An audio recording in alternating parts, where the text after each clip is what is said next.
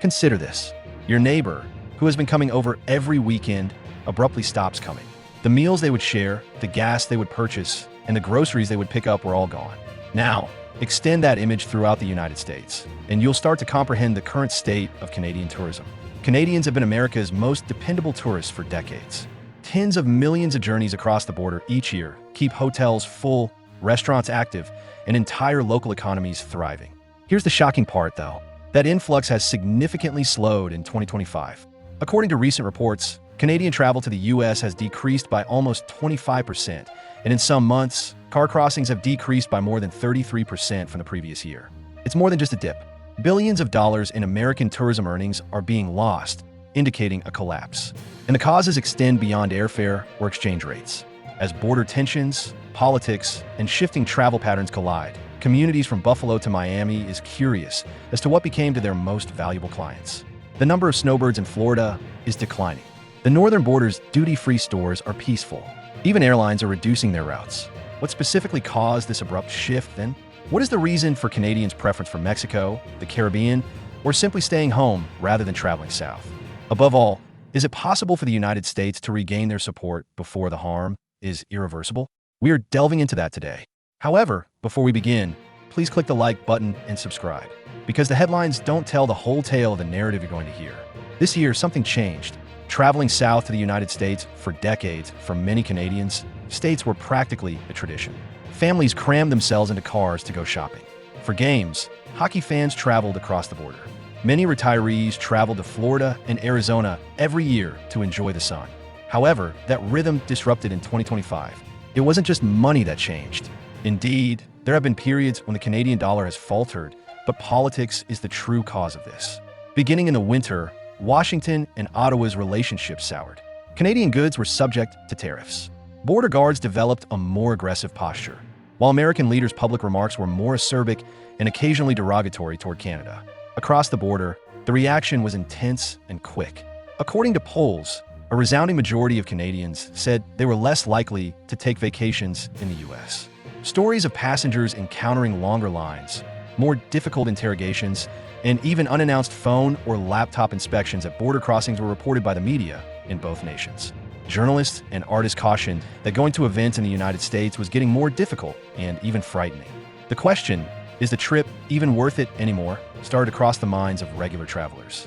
Thus, when spring finally arrived, cancellations were accumulating. Weaker bookings were observed by airlines. Packages to New York, Las Vegas, and Orlando were less frequently bought by travel companies.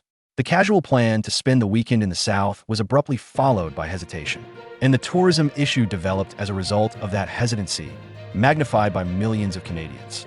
Now, until you look at the numbers, the idea of fewer tourists may seem abstract. The drop in Canadian tourists visiting the fall of the United States in 2025 is not a slight decline. The most recent tourism statistics show that Canadian travel to the U.S. has decreased by almost 25% from the previous year. Millions fewer individuals will be able to cross the border, dine at American restaurants, and renting automobiles and lodging in hotels. According to economists, this loss amounts to between $8 and $9 billion in lost revenue for the U.S. tourism sector this year alone. Let's dissect it even more. One of the most severe impacts has been on automobile traffic. In July, Canadian car travel to the United States decreased by almost 1/3, or 37%, over the previous summer. Nor was an isolated month. For the 9th straight month, there were reductions, indicating a distinct and enduring pattern. The trajectory of air travel has been similar. Passengers on once full flights between Canada and the U.S. are dropping by double digits. Due to demand, airlines have already reduced several routes. Just doesn't exist. The magnitude of the situation becomes apparent when all of this is taken into account. We're not referring to a few quiet eateries or a few vacant hotel rooms. The billions of dollars that are vanishing from an industry that is more reliant on Canadian tourists than any other foreign group. It's not even the end of the year yet. The United States is not experiencing a uniform drop in Canadian tourists. Some locations experience it more compared to others. Additionally, the effects are being felt everywhere in many local economies. On the front line are border settlements, small villages around North America, as well as cities like Buffalo and New York. Duluth in Minnesota Dakota has traditionally relied on day trippers from Canada. Gas stations, eateries, shopping centers, and even regional sporting events were fueled by these tourists. Canadian border crossings decreased by about 30% in the first half of the year in North Dakota alone. This resulted in over $14 million in missed expenditure, which would have otherwise gone towards supporting local jobs and small businesses. The story is equally disturbing further south. Canadians have traditionally spent the winter in Florida. Snowbirds. Each year, hundreds of thousands of retirees from Ontario and Quebec spend months at a time in Florida, where they fill local stores, rent condos, and dine at restaurants. However, compared to the same period last year, Canadian visitors to Florida fell by almost 1/5 in the second quarter. Last year, that is a significant drop for a state where Canadians used to account for more than 3% of all tourists. The strain is now reaching coastal cities in America. This year, San Francisco, which typically enjoys consistent Canadian traffic, recorded fewer foreign arrivals, with one of the sharpest drops being observed in Canada. From little border towns to some of the most well-known tourist destinations in the nation, the impact is widespread. We need to ask the most basic question in order to truly comprehend this problem. What has caused Canadians to abruptly decide against traveling to the U.S.? There is more than one component to the answer. Politics, perception, and preference are all involved. Politics comes first. Washington and Ottawa's relations deteriorated. Early in the year, Canadian newspapers included articles on trade disagreements, new tariffs, and scathing remarks made by American officials. Spending vacation money in the U.S. started to feel like endorsing things that many Canadians strongly disagreed with. More than 60% of Canadians, according to polls, stated that they were less likely to travel south for political reasons. Put another way, remaining at home or taking a plane somewhere else turned to become a silent protest. The experience at the border comes in second. For many years, crossing the border by car was as easy as answering a few questions and presenting a passport. However, rumors of travelers being subjected to increased inspection started to circulate in 2025. The trip seemed like more of a nuisance than it was worth because of reports of phones being inspected, lengthy wait times, and even frightening treatment. For those tales alone were enough to make regular travelers, families with children, or frugal retirees reconsider their plans. Third, there are other options. Travel is not being abandoned by Canadians. They're simply leaving. The demand for flights to Europe, the Caribbean, and Mexico is increasing, according to airlines. In Canada, domestic travel has also increased.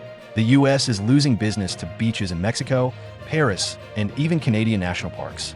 Assumed, these three factors work together to explain why so many Canadian tourists are leaving. The effects of millions of Canadians remaining at home extend well beyond vacant hotel rooms. The consequences are being felt by border businesses, large cities, airlines, and even cafes in tiny towns. Consider the aviation sector. According to Air Canada, passenger traffic on its transporter trips to the U.S. decreased by almost 7% earlier this year. But the airline had to reduce its profit projections and cancel routes due to the drop alone. Airlines are not the only ones who suffer from empty seats. Additionally, they harm ground staff, airports, and companies that rely on consistent travel between the two nations. In the city of New York, tourism, more than half of the hundreds of thousands of foreign visitors that officials predicted would be lost this year would be Canadians. This amounts to billions of dollars in missing restaurant expenses, Broadway tickets, and hotel stays. For a metropolis that depends on that, a huge financial blow for tourism. Duty-free stores nearer the border paint an even more striking picture. Sales have dropped between 40 and 80%, according to some merchants near the crossings. Outlet stores, mom-and-pop eateries, and gas stations that used to rely on Canadians every weekend are all suddenly battling to keep afloat. Then there are the states of the snowbirds. Reduced Canadians in Florida and Arizona translate into quieter golf courses, reduced demand for rental cars, and empty condos. There is a risk to seasonal jobs that depend on this annual influx.